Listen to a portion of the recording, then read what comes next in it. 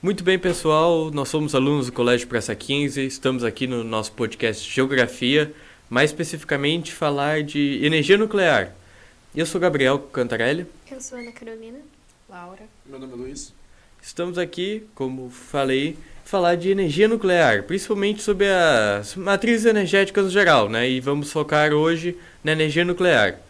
A energia nuclear, ela é uma energia que ela tem muito potencial de poder ser transformada na energia elétrica, né? Que é o que a gente utiliza na prática, né? Na maioria dos nossos itens domésticos e nas indústrias, por exemplo. Mas ela não começou, ela começou um pouco mais tarde do que as outras energias, por exemplo, né? Que ela teve que ter o histórico de pesquisas do século XX, principalmente com a Pierre e a Marie Curie, principalmente com a descoberta da radioatividade, todo o processo químico dos átomos para a liberação dessa energia, porque a energia nuclear se baseia nessa questão da divisão do núcleo dos átomos e ela tem um potencial de trazer muita energia, né? Num espaço muito pequeno, né? Num átomo e poucos átomos, muita energia comparada com as outras energias, né? E nós trouxemos várias informações sobre essa energia que ela historicamente acabou servindo para várias utilidades. Além da energia elétrica, trouxe as bombas atômicas, que, enfim, né, na Segunda Guerra Mundial. Mas e o que nós podemos falar exatamente? Principalmente porque o processo histórico para se formar as energias nucleares e as usinas, né, que é onde se produz, demandou muito tempo e muita pesquisa, principalmente, né? Sim, no Brasil nós temos duas usinas nucleares, Angra 1 e Angra 2, que hoje, no Brasil, a energia nuclear corresponde a 5% da matriz energética, as pesquisas brasileiras na área de energia nuclear começaram em 1930, mas elas ganharam força depois, principalmente depois da bomba de Hiroshima e logo em 1950 houve um acordo nuclear entre os Estados Unidos e o Brasil, por causa que os Estados Unidos, junto com o projeto Manhattan, eles monopolizavam a pesquisa, e a União Soviética também monopolizavam a pesquisa de energia nuclear e não queriam que esse conhecimento saísse dos países deles. Por causa disso, os Estados Unidos e o Brasil, eles tiveram um acordo em que o Brasil iria exportar areia monazítica, que é uma areia que contém tório, que é um elemento radioativo. Mas esse acordo ele demorou muito para sair, só foi sair durante a presidência do Café Filho, por causa que o Brasil, em troca da areia, ele exigiu que houvesse a transferência de tecnologia nuclear para o Brasil. E durante a presidência do Café Filho, esse acordo foi assinado, mas que o Brasil iria exportar areia monazítica em troca de trigo americano. No governo do Juscelino Kubitschek, teve um movimento nacionalista contra a exportação desse material e teve a criação da Comissão Nacional de Energia Nuclear. Então aí começou, principalmente depois no período militar, teve bastante incentivo a esse tipo de energia, principalmente por toda a questão geopolítica da Guerra Fria e também para a construção de arsenal bélico. Que Angra 1, que foi nessa época que Angra 1 começou a ser planejado uma construção de uma usina nuclear em Angra dos Reis, que é perto que é no estado do Rio de Janeiro, e isso em 1968. Nesse período surgiu o Programa Nuclear Paralelo, que era um programa, como pode-se dizer, fora dos holofotes da pesquisa, que era um projeto basicamente militar, porque o Brasil ele temeu perder a supremacia nuclear na América do Sul, por causa que a Argentina também estava avançando bastante na energia nuclear. A construção houve a construção de Angra 1 e também de Angra 2, só que Angra 2 custou muito dinheiro, por causa que durou 25 anos. Principalmente por causa que depois, quando foi a público o programa nuclear paralelo, teve muitas críticas e foi basicamente parado. Depois foi colocado na legalidade, assim, por assim dizer, pra... E até hoje tem pesquisas nessa área, mas elas não são tão incentivadas.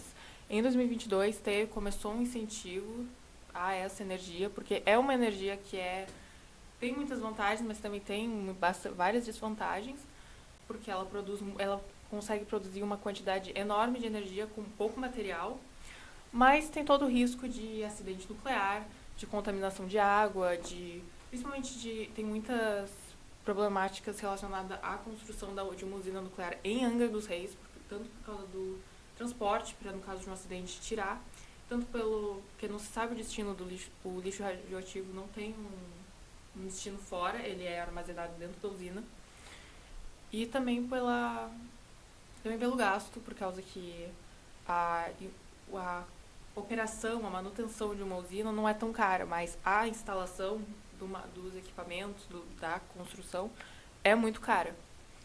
Mas também tipo, em 2022, de acordo com o Plano Nacional de Energia, tem essa retomada da tentativa de expansão da energia nuclear, que com 3 tópicos, basicamente, que é a retomada das obras de Angra 3, a volta da mineração de urânio, porque o Brasil tem uma grande quantidade de reserva de urânio, e se tem prevista a construção de uma nova usina fora Angra 1, 2 e 3 até 2031. Mas muitos especialistas eles vão contra essa expansão da energia nuclear, principalmente porque o Brasil tem bastante potencial em outras energias, outras fontes mais baratas, limpas e mais seguras do que a energia nuclear, como a eólica e o solar, além da grande estrutura de usinas hidrelétricas no país. Além disso, porque, né, o Brasil tem muita água e a energia hidrelétrica fica muito barata, né, pra gente produzir, então, querendo ou não, a energia nuclear tem muito potencial para produzir, mas, tem essa energia hidrelétrica que é mais barata, é mais fácil de manter, então, um azar. E a gente, além disso, que a energia hidrelétrica precisa de muito espaço para ser produzida, né, os reservatórios de água, e o Brasil tem espaço, né, então tem muita área. E aí fica nessa questão de zona de conforto, e o que é mais seguro, querendo ou não, tu precisa de muita segurança, né? Como a Laura estava falando, muitos mecanismos de segurança para a energia nuclear não ter nenhum acidente, né? Não ter nenhum problema, né? Ela chega a ser de 3 a 5 vezes mais cara que as outras energias que o Brasil já produz, a eólica, solar e a da hidrelétrica. E tem um professor de uma faculdade daqui de Pernambuco que ele disse que com toda a diversidade do Brasil, a água, o sol, o vento, todos os recursos que a gente tem e o grande espaço que a gente tem, realmente não é uma conta que vale a pena pagar mais caro por uma energia que não é necessária e é bem, digamos, polêmica, né? Toda a questão das armas nucleares e tudo que vem.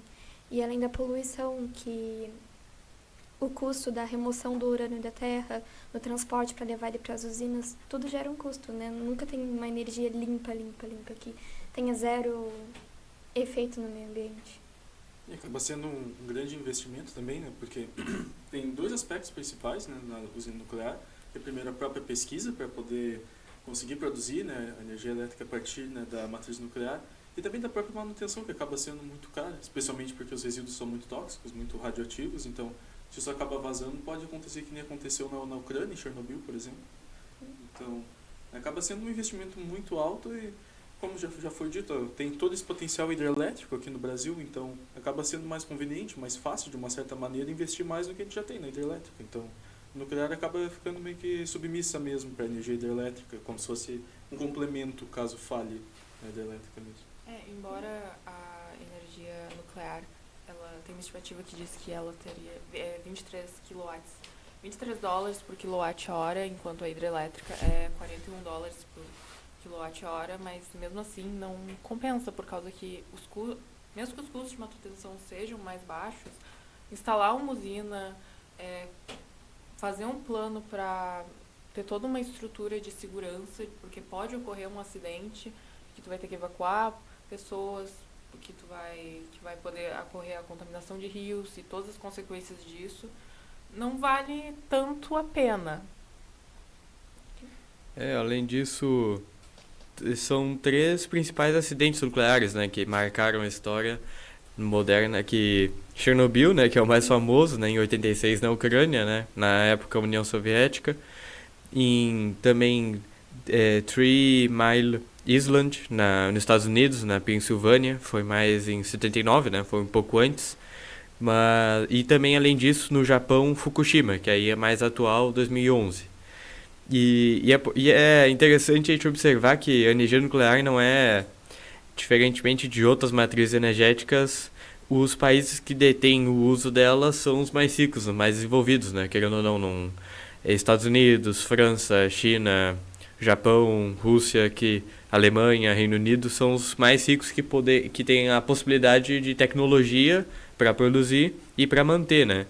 E além disso, a energia nuclear, querendo ou não, olhando pelo um viés assim de segurança nacional, ela serve como uma porta de entrada para desenvolvimento das armas nucleares, que principalmente agora, atualmente, elas servem mais como um instrumento de geopolítica de segurança nacional, praticamente, né? Porque, se eu tenho arma nuclear, tu não pode me atacar, e aí as tuas armas nucleares, né, do outro país não vão servir, no caso, não. Fica como uma espécie de guerra fria, né, querendo ou não, que os dois têm arma nuclear, né, os países ricos, e ficam numa negociação, que um ameaça aumentar a sanção, aumentar as retaliações, mas por conta da arma nuclear usa só como uma carta última, né, uma carta de ultimato de guerra, mas querendo ou não, ela serve nesse aspecto, mas se for olhar estritamente para aspecto financeiro, ela atualmente na situação do Brasil é bem complicado, né, da gente produzir. Além de que se tivesse uma escala maior, né, tipo muitas usinas nucleares, sei lá, como um Japão da vida, que na situação deles é bem viável, né, por conta da tecnologia que eles têm e por conta da pouca área, né, que eles têm no Japão, por exemplo, que não tem espaço, né, e não tem recursos naturais, né, para produzir outras energias. É uma situação diferente do Brasil. Embora tipo, o Brasil seja, não sei se signatário, mas tenha se comprometido na ONU a não fazer a pesquisa de energia nuclear sem produzir armas nucleares nem com objetivo bélico. Então, hoje em dia, também antes, no período da Guerra Fria, com os Estados Unidos, foi produzido com um objetivo bélico, mas na teoria não era para ser, a pesquisa não seria desenvolvida para energia, não para fins de guerra, nem nada. Não foi o que aconteceu, mas era o que diziam. Sim, corromperam ali o sentido original, né, E além disso tem um acidente que não é necessariamente de energia nuclear, mas que ocorreu aqui no Brasil mesmo em 87, em 1987, que foi o de Césio 137, né, Césio 137, que ocorreu, não foi nem por conta de usina nuclear mesmo, né, foi por conta de um rejeito de uma farmácia abandonada, mas que exemplifica lá o problema da radiação, né, porque querendo ou não se propagou por muitas pessoas, contaminou muitas pessoas, muitos ambientes e deu todo um problema de saúde pública, né, na época, que acaba retratando também a importância da segurança, né, que precisa ter nesse tipo de energia, né. Sim, até porque não tem como, quando tem uma exposição muito grande, a radioatividade não tem o que fazer, não tem tratamento. Até tem, mas não tem tratamento médico para uma grande exposição de radioatividade, a pessoa morre em 10 dias. Sim. Né? Não tem. E além de que, se a pessoa é exposta à radioatividade, e outra pessoa for exposta a ela vai receber radioatividade também. Eu queria falar um pouco da energia nuclear no mundo, de alguns índices. 15 países são responsáveis, segundo o Fórum Econômico Mundial, por 91% de toda a energia nuclear produzida no mundo. Os Estados Unidos lidera a lista de produtores com 31% da produção mundial e a França é o país mais dependente da energia nuclear no mundo. 5% da matriz energética mundial, eu tinha me confundido antes, eu tinha dito que 5% era da matriz energética brasileira, não era. 5% da matriz energética mundial e 3% da matriz energética brasileira, principalmente com a produção concentrada na região sudeste. Lá no Sudeste, se eu não me engano, 40% do consumo do estado vem da energia nuclear do estado do Rio de Janeiro. Sim, é bem... Porque, querendo ou não, é uma linha de transmissão perto, né? Porque a Angra dos Reis é perto do Rio de Janeiro, né? Litoral. E, querendo ou não, para ver, assim, a questão, assim, dos 3% ainda não ser tão significante, né? Na energia brasileira, Itaipu, se não me engano, ela produz 15% da energia elétrica, né? Do Brasil, né? Querendo ou não, essas duas usinas ainda têm, em comparação com Itaipu e as outras hidrelétricas, ainda a hidrelétrica é a majoritária, né? A preponderante.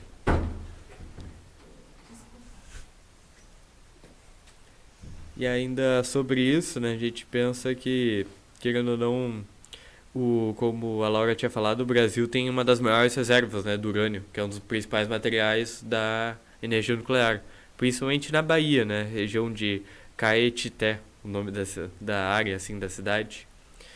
E, querendo ou não, além disso, né, a Laura tinha falado, né, da usina de Angra 3, que é pretendida, né, de ser construída nos próximos anos, né, 2026, mas aí veio a pandemia, adiou, né, e querendo ou não, atrasou as obras, né, e a pretensão é, né, de, querendo ou não, nos próximos anos fortalecer essa matriz energética, né, mas ainda está a passos lentos, né, comparado com a realidade, né, e querendo ou não, precisamos de mais energia, porque cada vez mais, né, a população aumentando precisa de ou nuclear, ou hidrelétrica, ou termoelétrica, né?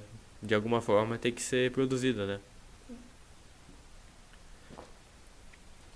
No geral, seria isso que falamos, né? Principalmente energia nuclear, mais um tópico específico, né? Que traz tanta polêmica, a questão das bombas atômicas e os acidentes nucleares, acidentes radioativos, né?